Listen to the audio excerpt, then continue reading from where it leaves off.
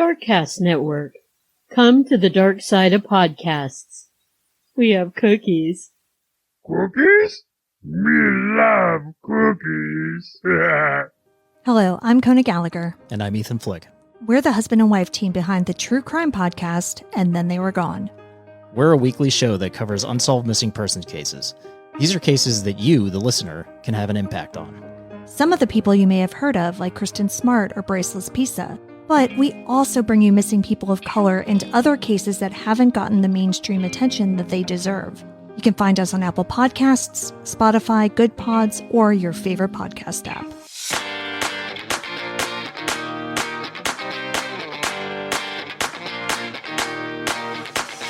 Hey, no disclaimer. Other than, yes, I use profanity and don't trust anyone who doesn't at least once in a while. Hey there, Rainbow Warriors. Welcome to yet another episode of Beyond the Rainbow, True Crimes of the LGBTQ. I'm your host, CJ. I've been a busy little beaver getting things ready for the True Crime Paranormal Festival in Austin at the end of this month. If you go to their website, I believe you can still get your tickets, and if you type in Beyond, B-E-Y-O-N-D at checkout, you'll get 15% off your tickets. I've decided to do a giveaway at the festival too.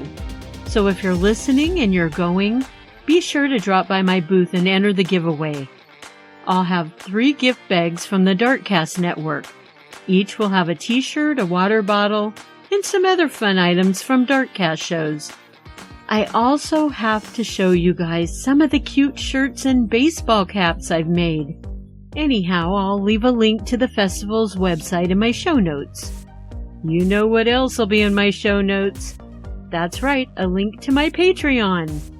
And a whopping thank you to Eli, who joined. Eli will be in charge of the honey-colored unicorn named Driftwood.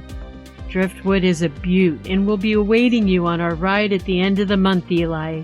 That's when we saunter out on our unicorns and I tell you a true crime story not covered here on the regular show.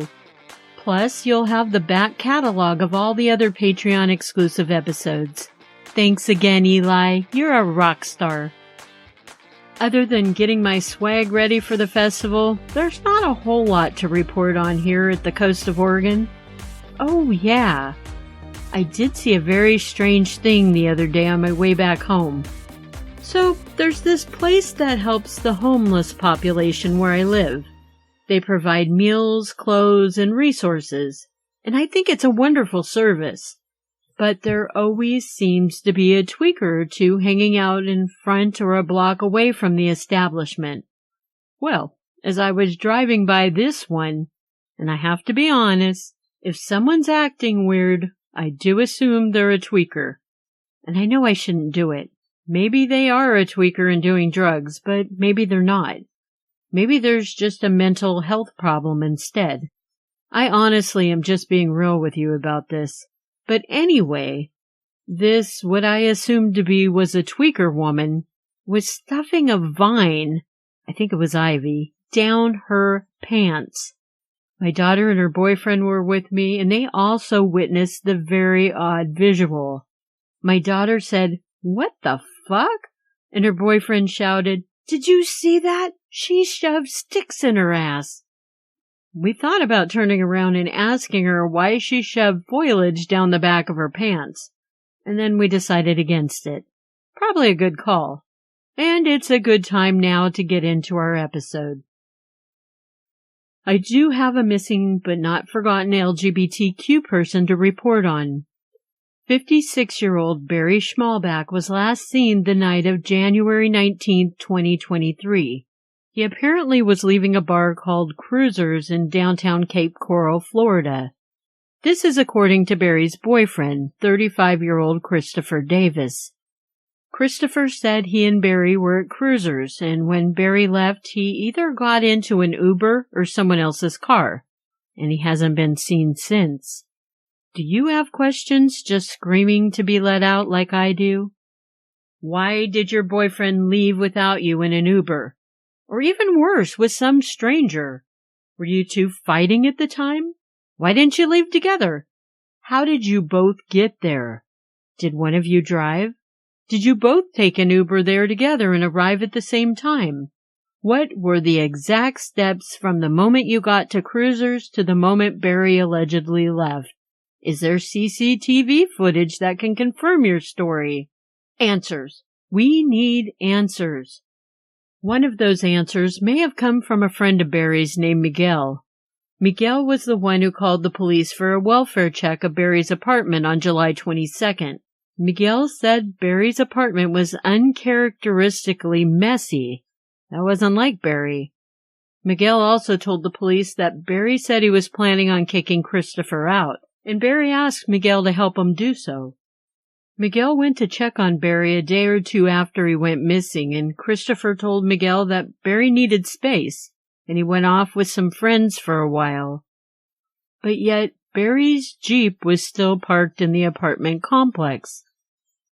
The Cape Coral police believe Barry was taken by unnatural means, meaning foul play is suspected. On August 1st, Christopher was arrested on charges not related to the disappearance of Barry. It would seem Christopher was violating his parole regulations for something he had procured back in South Carolina. It was larceny back in 2018. He's still being contained in a Lee County jail. Barry Schmalbach is 56 years old. He stands 6'3", weighs 200 pounds. He has balding blonde hair and blue eyes. Should you have any information as to where Barry's whereabouts are, you can call Crime Stoppers and leave an anonymous tip at 1-800-780-TIPS, TIPS. And I hope I don't sound too funny. It's midnight, and I think this is the latest I've ever recorded an episode. Let's get into our main case.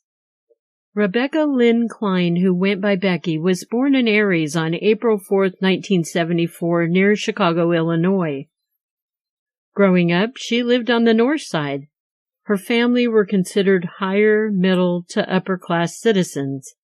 She went to Streamwood High School, and then later she graduated from Illinois State University.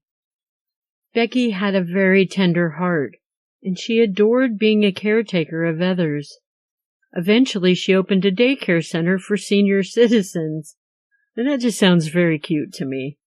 She dedicated much of her time to elderly people, and then she went to work for Range of Motion in Wheaton, Illinois. She was their activity director. Range of Motion is a program for disabled seniors. Becky was also engaged to be married, but then she met a woman named Nicole Abu Sharif. Nicole was 6 years younger than Becky.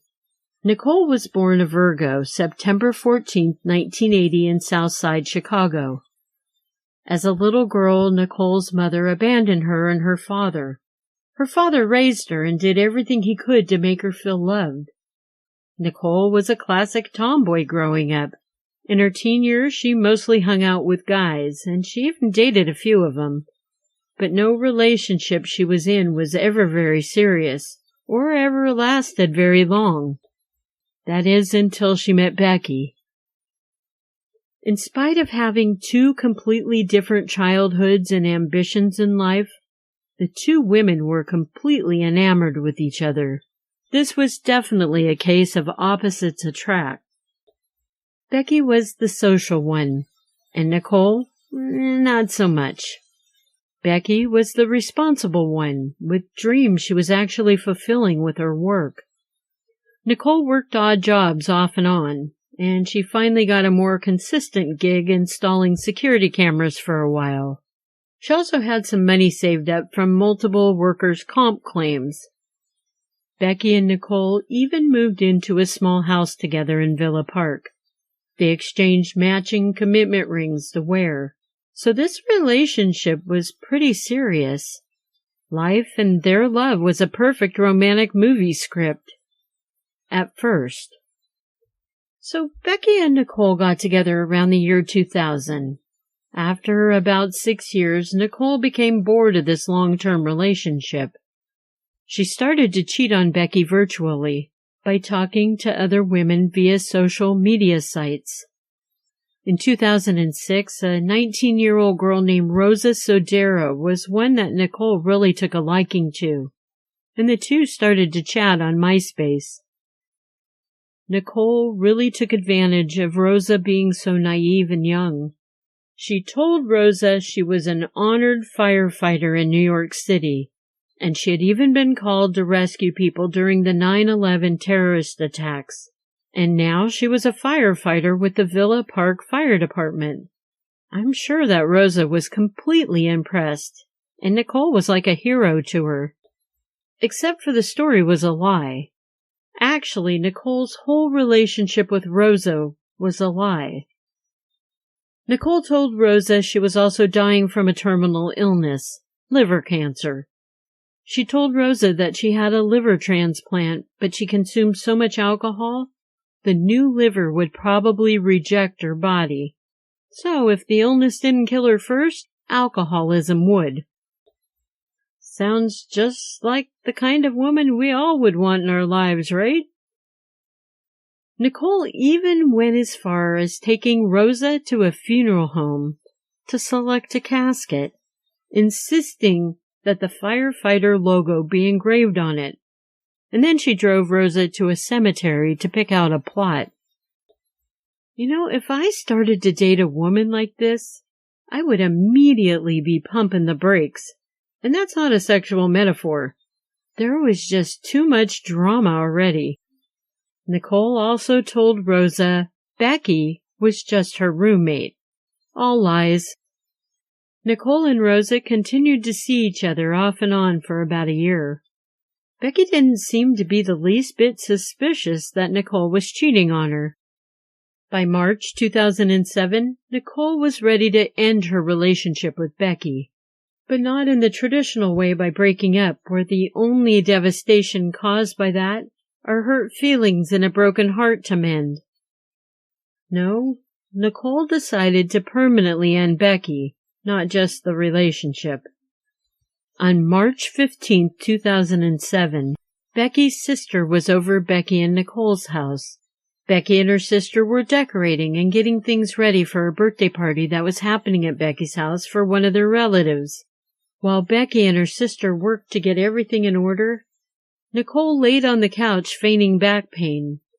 I believe Nicole was also unemployed at the time and Becky was supporting the both of them. And I say feigning back pain because I don't believe anything that Nicole claims. She's proven herself to be a master manipulator and a liar thus far. Dr. CJ has diagnosed Nicole with borderline personality disorder, only from my own experiences. I was with someone whose mother left her when she was a young child, and her father doted on her until he remarried. Then she was no longer treated as daddy's little girl. She grew up to be lazy, always faking being injured for easy money settlements. She couldn't mow the lawn or do any physical activity because workers' comp might be spying on her. But get that bitch to Disneyland and all I ever saw of her was her ass, as she was practically running to get into the lines for the rides. She was also perfectly content letting me support the both of us as she was hooking up with other people. I believe my ex was borderline personality, among other things. I had my own Nicole, and thankfully mine just went away. But Nicole, she didn't do that for Becky. Becky's sister left after the house was mostly decorated for the party. But Becky got to the point where she needed some duct tape to finish last-minute decorations. She asked Nicole if she'd go to the store and get her some. Nicole did. And I do wonder if that trip to get the duct tape might have spurred Nicole's plan into action. Because after the party was over on March 15th and all the guests had left, Nicole cornered Becky, and she used the remaining duct tape she purchased earlier to bind Becky's hands and feet. She gagged her with a bandana and she tied another bandana over Becky's eyes. Once Nicole was satisfied Becky was not getting free, she proceeded to tie a black plastic bag over Becky's head, and she suffocated Becky to death. She then dragged Becky's body to a 1966 Ford Mustang in the garage. The car was Nicole's, and she considered it her baby. She loaded Becky's body into the trunk. But Nicole wasn't quite done for the night. After murdering Becky, Nicole left to Rosa's place and the two women went bowling. And then Nicole stayed the night with Rosa, leaving Becky's body in the Mustang's trunk as it remained in the garage of the home she shared with Becky. Becky did not show up for several days to her work. Knowing how responsible Becky was, her absence was completely out of character, and her job started to notify people that Becky was missing. The Villa Park police were notified and searches for Becky began. Nicole didn't act too worried or distressed about Becky's absence. 2 days later, a violent crimes task force discovered Becky's body. It was still bound with the bandanas in place and a big black garbage bag duct taped around her neck in the trunk of the Mustang in Becky and Nicole's garage. And although she had no past history of violence, and family and friends described Becky and Nicole's relationship as perfect, Nicole became detectives' prime suspect. In the meantime, Nicole had told Rosa to lie if police came around asking questions. She told her to say they didn't know each other, and when she was asked by the police, Nicole lied. Imagine your surprise. But she lied. She said she knew Rosa, but she didn't know her last name, her phone number, or her email, or even how to get in contact with her. Nicole did not realize that her web of lies were coming back to bite her in the ass. The evidence gathered by detectives overwhelmingly pointed to Nicole as Becky's killer. She had the 2 Mustang trunk keys in her possession. 25 finger and palm prints matching Nicole's were found on the black garbage bag used to suffocate Becky. And more of Nicole's DNA was found on both bandanas and the duct tape used to bind Becky. Nicole was arrested, and her attorneys had to do some quick maneuvering to come up with a defense for Nicole. First, they tried to discredit lesbian relationships, and they basically led with, "Oh, those goofy gay girls, this is just what they do." The defense also tried to say that Becky learned of Nicole's indiscretions with Rosa, and that Becky was pissed that Nicole was going off to meet Rosa. Upset, Becky planned to go off and stay with her sister, and Nicole went off to see Rosa. Some unknown intruder must have came in and murdered Becky while Nicole was with Rosa, because Nicole never saw Becky again after she left the house. You know, Nicole should have been dating her defense team. They're as big of liars as she is. Oh, and they also brought up with Nicole's bad back, there was no way she could have lifted Becky into the trunk of the Mustang. Thankfully, the jury and the judge were not buying the bullshit that the defense team and Nicole, who pleaded not guilty, was dishing out. Nicole Abu Sharif was found guilty of the murder of Becky Klein. The only win that the defense team did get was the jury did not agree to the murder being a cold, calculated first-degree murder, which would have mandated Nicole serve a life sentence without parole. The sentence seemed to have been for second-degree murder, and Nicole's sentence was a minimum of 22 years up to 60 years in prison. Nicole, of course, has since appealed her sentence. She's now claiming to be the victim of domestic violence. She said Becky would emotionally and physically abuse her until she finally just snapped. Her appeals continued to be denied, and Nicole remains incarcerated. She was at one time romantically linked to a woman she met at the prison named Marilyn Lamack. Marilyn was incarcerated for suffocating her 3 children in defiance of her husband cheating on her. Well, at least those 2 women seem to have their method of murdering in common. I hope Nicole rots in prison. She is not a good person. Fucking break your relationship off if you're not happy, bitch. And then go on your little lying excursion to fuck up other people's lives. I also believe Rosa was very much a victim in this case. Nicole did not have to go and kill Becky, who seemed like such a good woman. Rest in power, Becky. Our true crime quickie is from Ohio in the year 2004. 39-year-old Daniel Fetty lived in his car. This is a literal, not figurative statement. He would park where he could until law enforcement would tell him to move it along. Then Daniel would have to find a new spot. Daniel was homeless, and I know some people have problems with that term and prefer unhoused, because the argument is wherever someone lives is their home. I'm sorry, but sometimes I just want to yell, "Fuck semantics!" Daniel was homeless, and gay, and hearing impaired. He had just started working at Emmett House, which was a bar and a restaurant. Daniel was trying to earn and save money to get himself an apartment. He was displaced due to his last apartment burning down. On October 2nd, 2004, Daniel went to the Canal Club in Waverly, Ohio. A man named Matthew Furman was also there hanging out with a couple of his buddies, 28-year-old Martin Baxter and 19-year-old James Trent Jr. 22-year-old Matthew got into a confrontation with Daniel. He accused Daniel of stealing his pack of cigarettes that he had laying on his table. Matthew also said he had cash tucked in the cellophane wrapping of the cigarette pack. As the argument heated up, it was pushed outside the establishment. And once outside, Matthew became nicer to Daniel. He even offered to sell him some weed.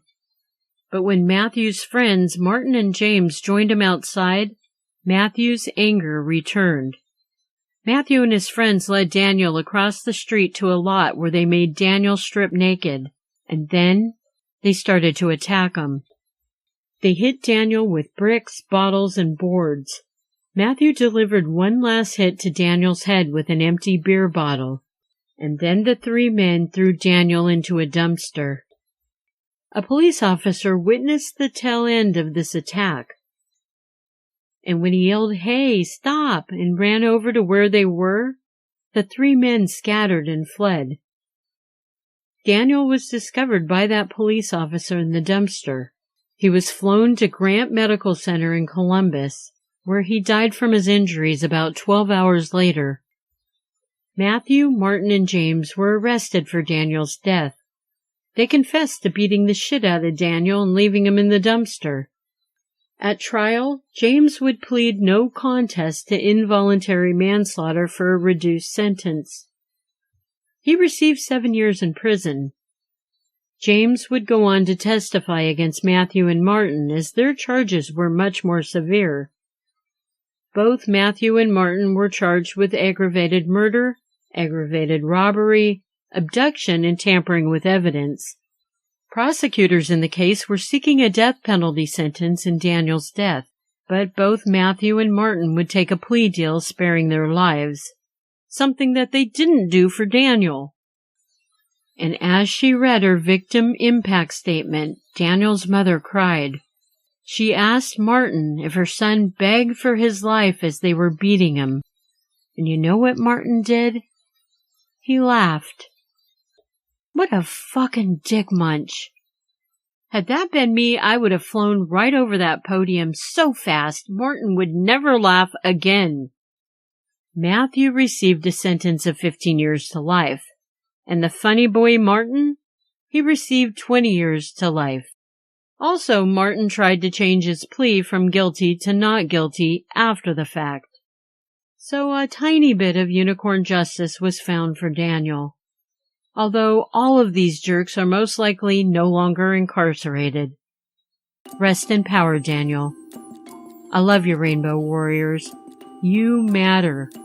And remember, it's not a crime to be gay, unless you're a murderer.